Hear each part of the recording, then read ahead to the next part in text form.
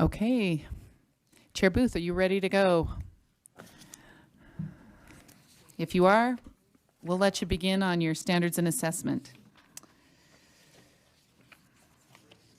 Oh, hold on. You're ready, but there you go.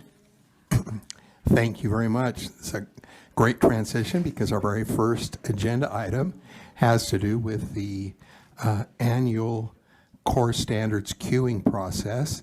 And as you know from backup and for those who attended our committee meeting, mathematics is up. And we have brought a recommendation from the committee to the board today that the committee moves, that the board moves the mathematics standards forward using the approved process for standards revision. All right, I think, Patty, is there a clarification on that motion for a clarity? Or does that do what we need it to do? Do you mind if I ask that?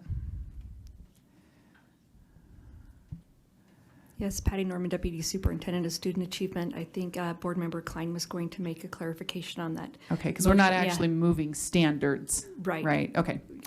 Board Member Klein, I guess it would be an amendment probably. I don't have it in front of me. You have it? Okay, if you want to put it up. There it is.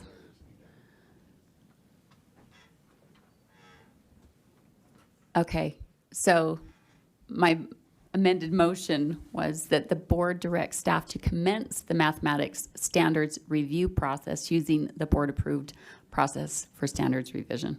I think that was just to clarify.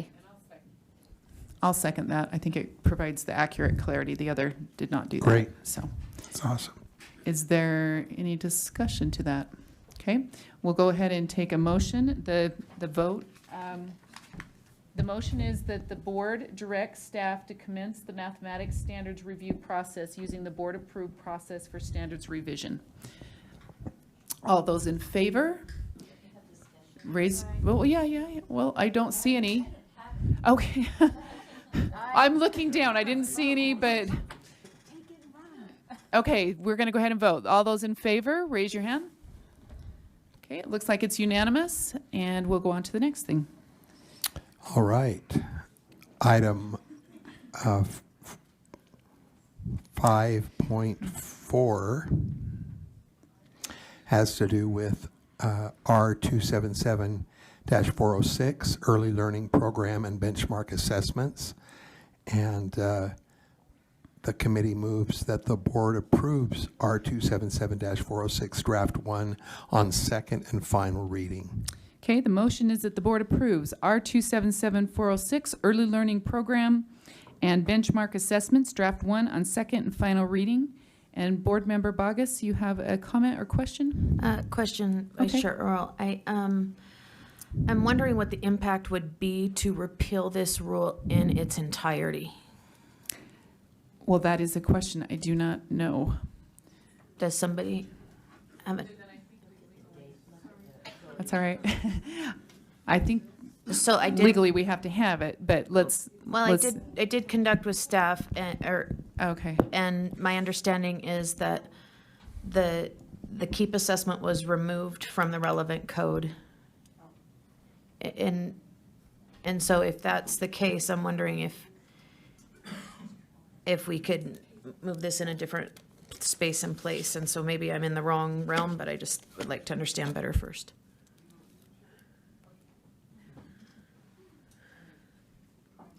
Oh, sorry. There you go.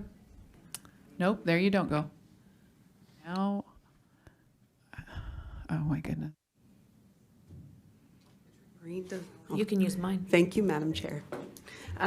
Board Member Bogus, so this rule, R277-406, generally governs and establishes the assessments for the early learning ages, so K through 3. So we are required by code, the board is required to designate assessments in this space. And so if we were to eliminate the rule, you would not have the procedures, the assessments designated, and the ability to collect data, or at least the policies, procedures, and protocols to comply with the implementation expectations of code. So then I have a follow-up question. Okay. So what would be the pathway forward to remove the KEEP assessment altogether? Just an amendment to this rule to remove, That's actually different. May I, Madam Chair? Yeah. So that question, to remove the KEEP assessment, actually is part of what the trio of rules, 406, 489, and 419 are doing. It's not that they're repealing KEEP, and I apologize if I had an opportunity to go through the PowerPoint presentation that was presented to Standards and Assessment. What the trio of rules will be doing is stating that the KEEP is no longer required, but still allow the KEEP to be supported by our USBE staff, meaning if an LEA decided they wanted to administer the KEEP, they could voluntarily, but they would not need to report those results to USBE, so it would just stay at the LEA level. But what this, the amendments in 406 are doing is designating that beginning with next year, in lieu of KEEP, that schools will be administering the benchmark assessment in kindergarten. So currently, again, the PowerPoint shared that 91% of our LEAs are already, they're administering both the KEEP, which is required, and 91% have been administering the benchmark assessment, literacy benchmark assessment. And so after a survey of multiple people within the system, the recommendation was to eliminate KEEP as a requirement, make it optional, support it, and then have kindergarten benchmark assessment be the new kindergarten assessment, especially where we've got 91% of our LEAs already administering in kindergarten. It takes less to administer, less reporting burden. And so that, in effect, will accomplish, I think, what you were asking, which is KEEP will go away. It'll just be optional for LEAs to administer. Okay, thank you. Oh, okay, thank you. And the PowerPoint is available if in your backup, just so that if you wanted to look at it later, you could. Board Member Davis?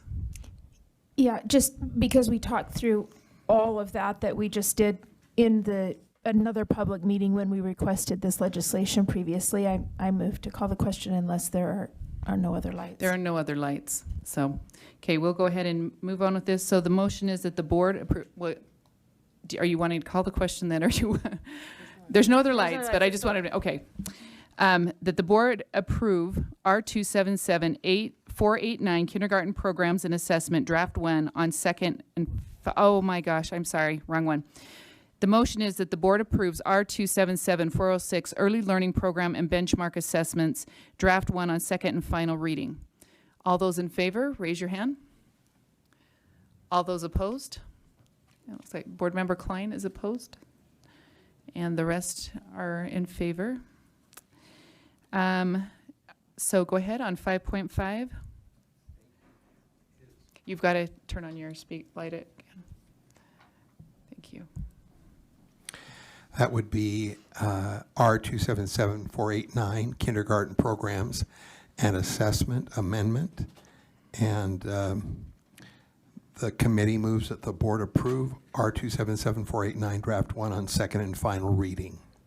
Okay, the motion is that the board approve R277489 kindergarten programs and assessment draft on second and final reading.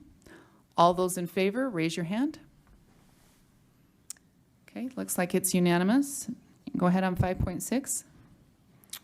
All righty. This 5.6 on the agenda is R277-419-4, pupil accounting amendment. And the committee moves that the board approves R277-419-4, draft 1 on second and final reading. I have draft, oh, sorry, never mind. I misunderstood that. Okay. Board Member Klein, you have a question or comment? This is similar to what I had earlier. So on line 3, I would amend it by striking educational services and replacing it with, I don't believe we can, correct me if I'm wrong, can we do the same amendment in the same day if it's been struck down?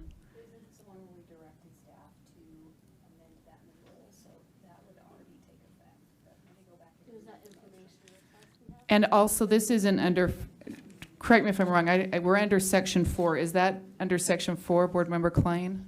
I have to pull it back up. Yeah, I'll have to pull it up as well. Line 3. But I don't think we can bring forward a motion again that's already been brought forward today, regardless. Okay, so that's out of order. So this motion was brought up earlier when we had R277419, and we already voted on it, and so we can't bring it up again doing R2774. We're addressing section 4 of R277419. This is 5.6. Will you hit your button one more time? I like to hit the delete all instead of the open up the, there you go. It's all good, just for clarity. Yes. Did we do different sections of the same rule in different committees? Yes, because this one section was what was addressed with the change in R277406 that we just passed. It had an impact to one section of R277419 on section 4, and so it needed to be updated. It's not the whole rule, it's just the section that applied to the change that we just passed. But the change would have had to have been passed in order for us to have moved this forward. Yeah, I get that. I Okay, just recall sorry. a previous ruling from A.G. Quisenberry that when something is brought forward, it's brought forward in whole, not in part.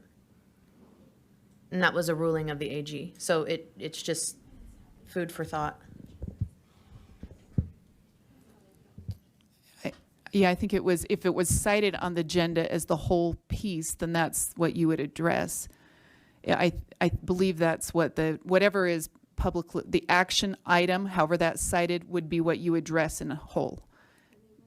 Would that be accurate? Am I misstating something?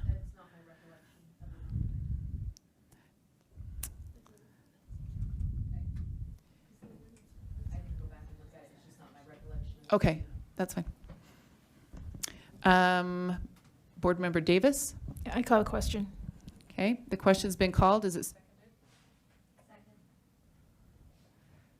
Okay, and we will vote on that. Let's take, I'm trying to think, let's take a vote. All those in favor of calling the question, raise your hand. Okay, all those, how many was that? Did you count real quick? It's not, we've got, so 1, 2, 3, 4, 6, 7, 8, 9. Did you count 10 on that? 9 or 10. Raise your hand so we can see. So 1, 2, 3, 4, 5, 6, 7, 8, 9, 10. So there's 10. Okay? And then there would be 2 opposed. Right? Board member, those opposed? I'll ask it. Board member. Okay, Board Member Bogus and Board Member Klein. So, so we're going to go ahead with the motion. The motion is that the board approve R277419 for pupil accounting draft 1 on second and final reading. All those in favor, raise your hand. All those in opposition? So there's 1 in opposition, and that's Board Member Klein. Okay, Randy, do you want to touch on 5.7? You'll have to click your, yep, there we go.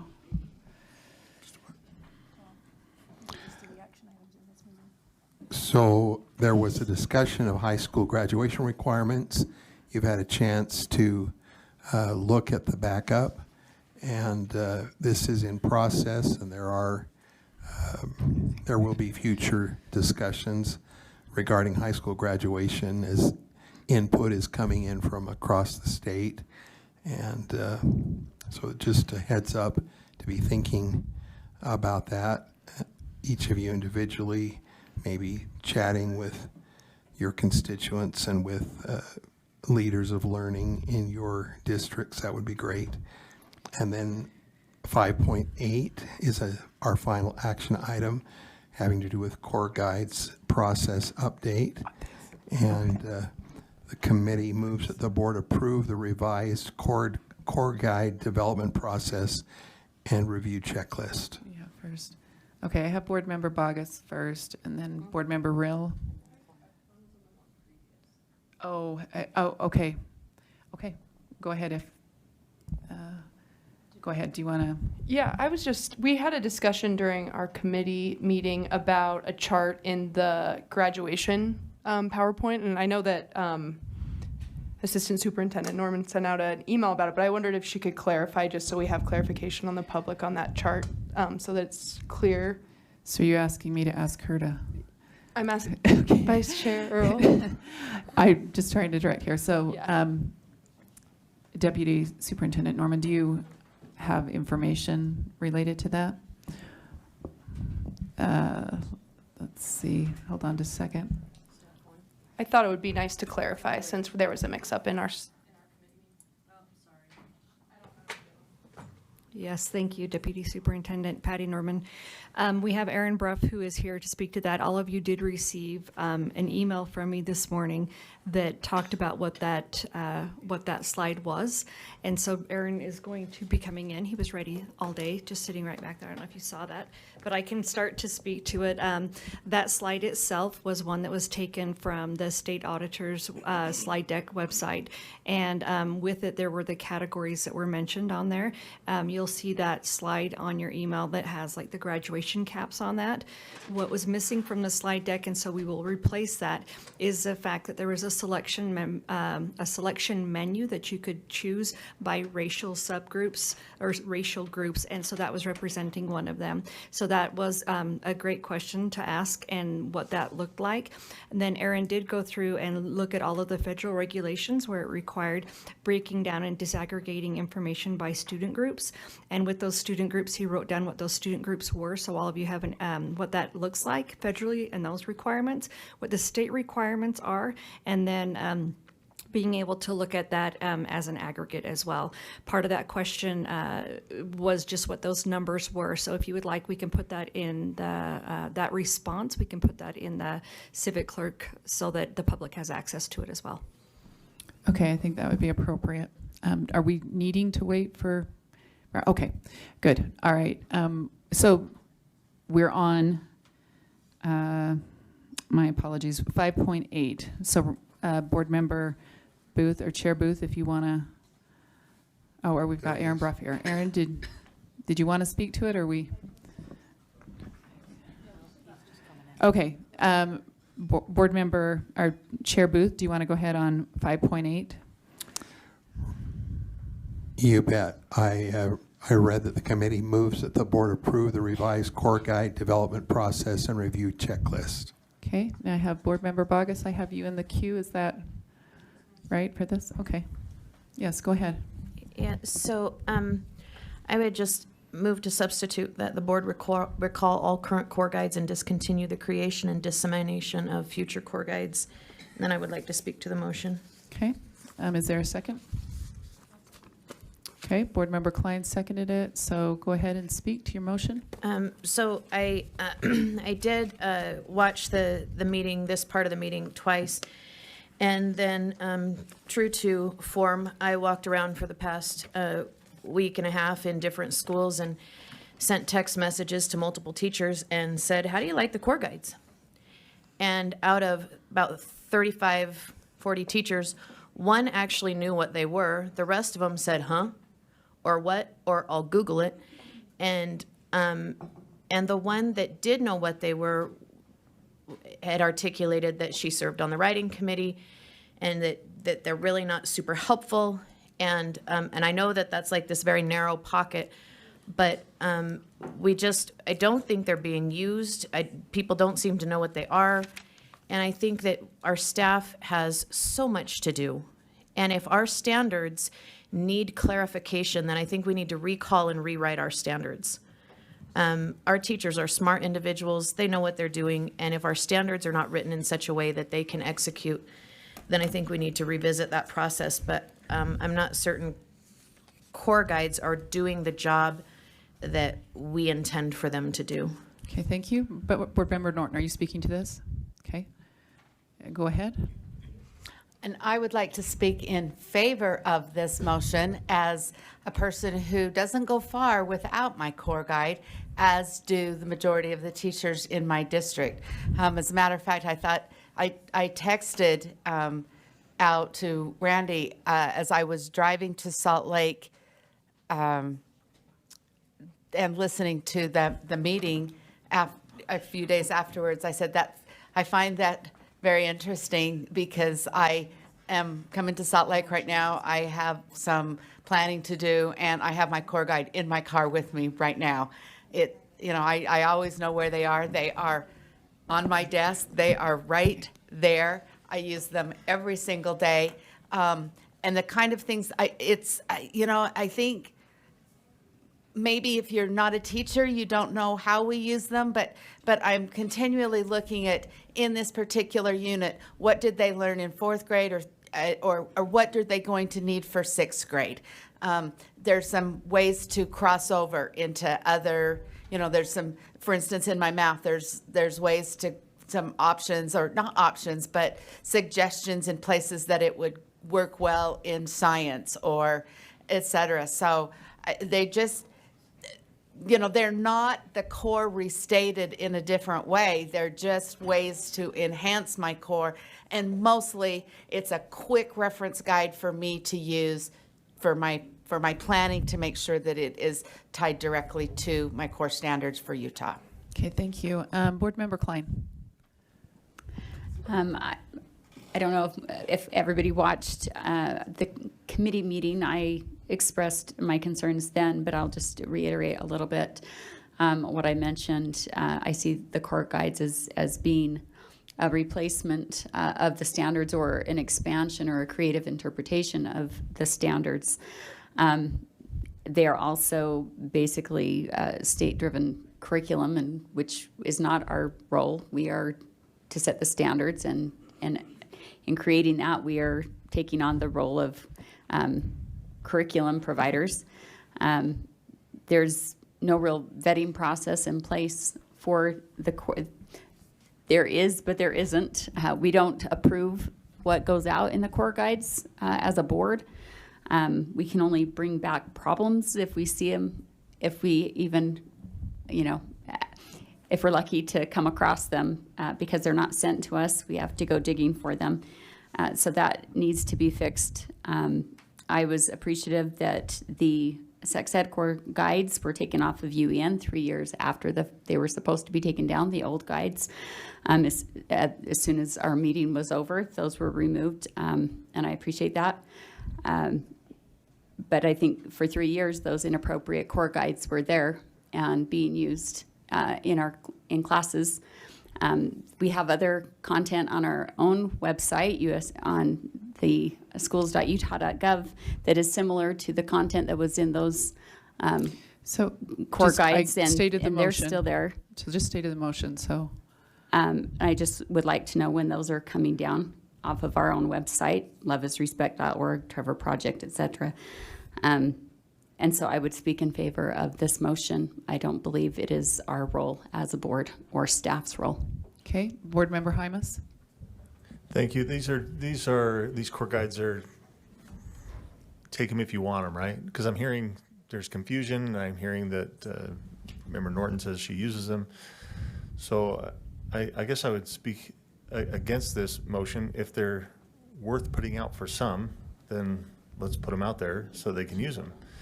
And then if they don't match up with what we're doing as a board or what we've been put in law, then that needs to be addressed as well.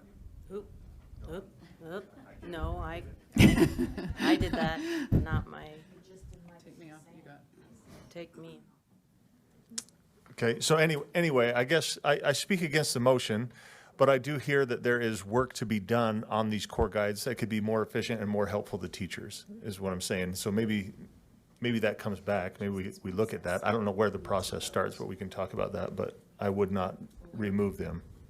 We are voting on the process, and I think we put some stronger language in there that if there are some components that we can do that. Okay, go ahead, Board Member Hart. I know teachers and teams that absolutely use them. I know teachers that don't use them. But they're always a tool. They are not our standards that we are in charge of approving and establishing, but they are a resource that our specialists and our experts have put together. And there's a difference between standards that are required to be adhered to and a core guide, which is a resource. And I would hate for teachers to lose that. Now, if there's problems with them, that's why I supported the original motion. But to do away with a teacher tool is making the job of a teacher infinitely harder and not fair. So I don't support this motion. And I don't support it either. I do think that there is room for discussion, though, whether or not, as we move forward with our standards, whether they're adequate enough or not. If we're missing components, those should be strong enough to stand on their own without the core guides. But the core guides, I think, will, if done right, will add additional depth, but they shouldn't replace them, or they shouldn't be used as a substitute for them. So Board Member Straight, I have you. Would you push your button again? Thank you. Go ahead, Board Member Straight. Thank you. So I just, I don't usually look at math standards, but that's what we're talked about a few minutes ago. But I'm looking at the core guide for 4th grade for math, for algebraic thinking. I see the standard, then I see examples of that standard that give further clarification. It's just a tool. And I have lots of tools in my garage. And as a teacher, I had lots of tools, but I don't need all the tools in my garage at all times, but they are accessible to me. And so as a social studies teacher, I would have never looked at the math standards, but that's what I chose. And I see it as a useful tool.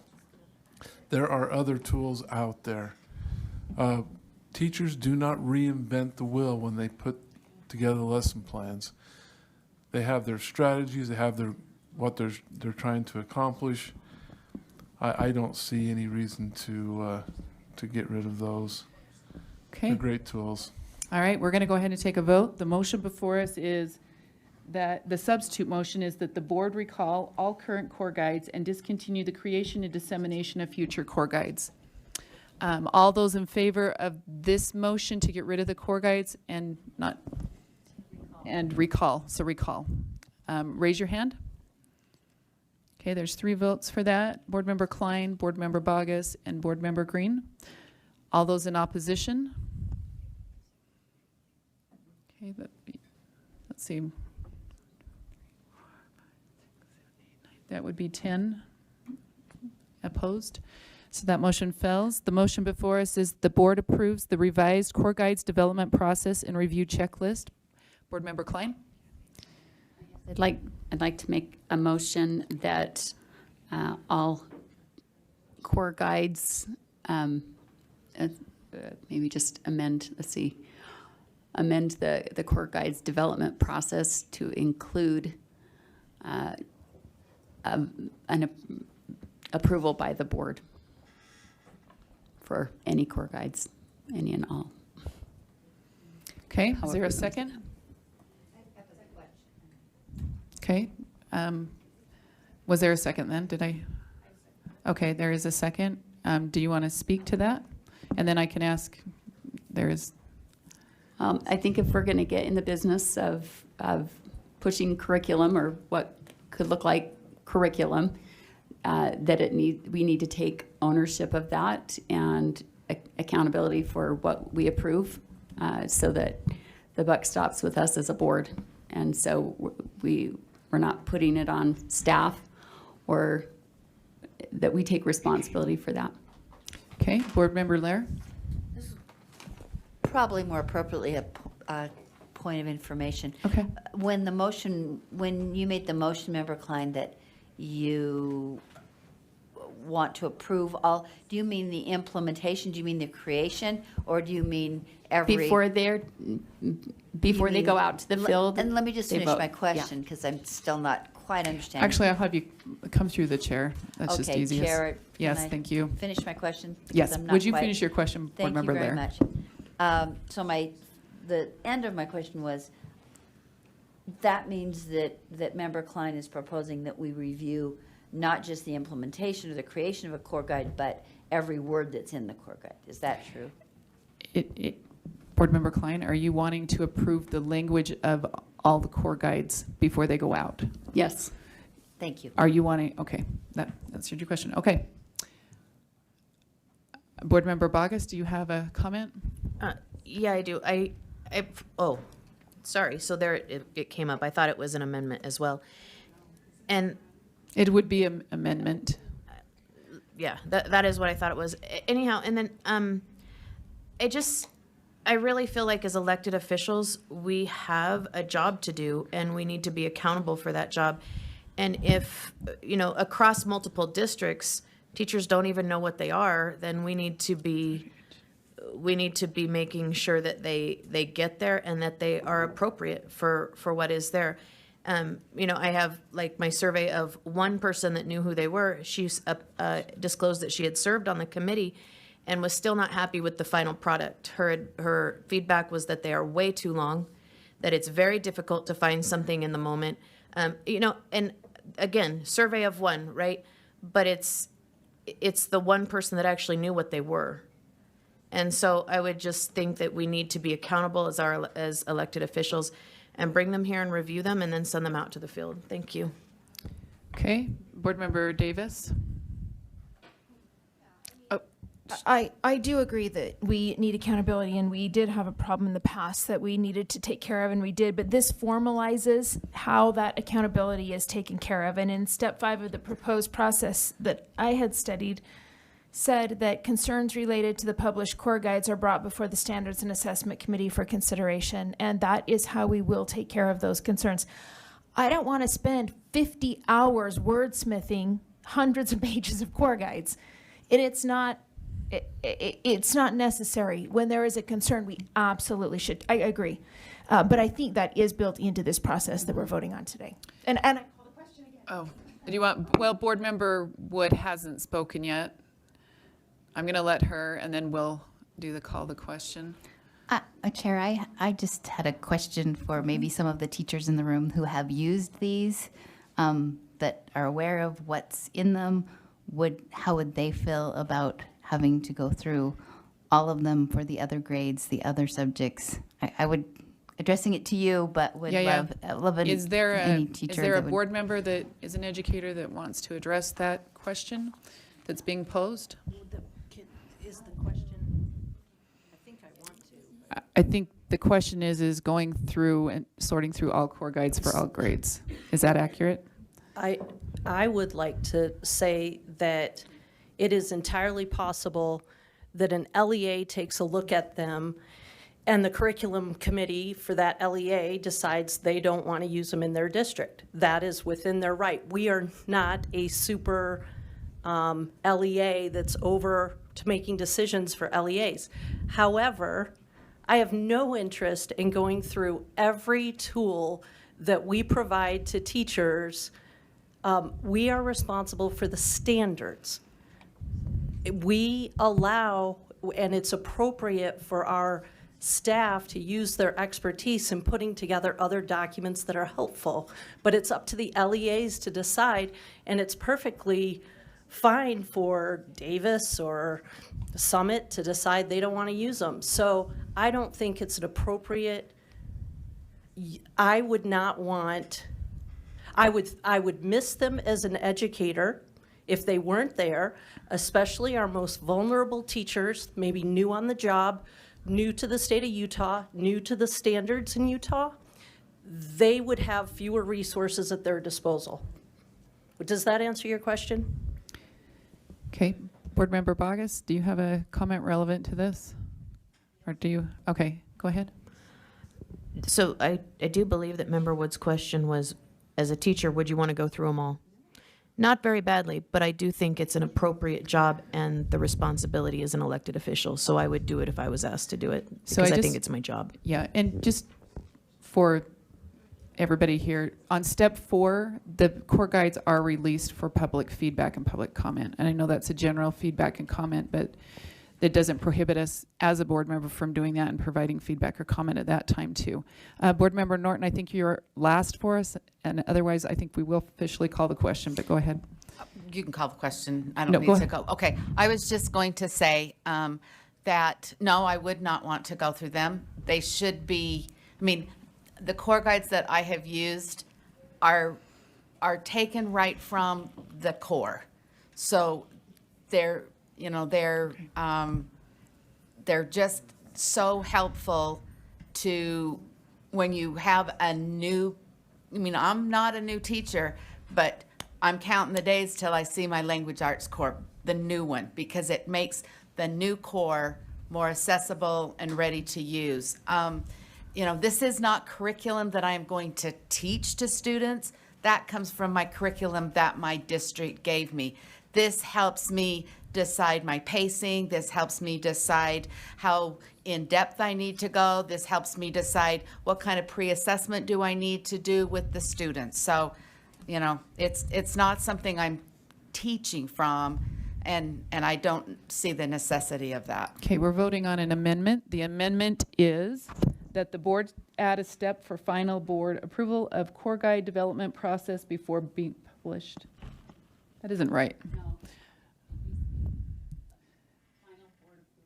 Okay, so final board approval of core guides. So that the board add a step for the final approval of core guide before being published. It wouldn't be the development process.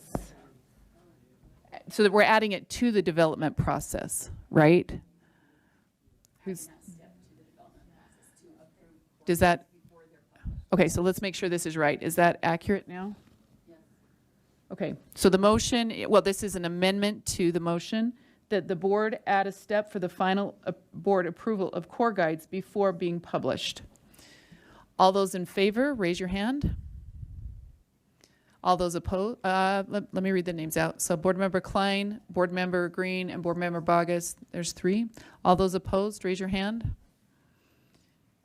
So that 1, 2, 3, 4, 5, 6, 7, 8, 9. So that would be 10 opposed, so that motion fails.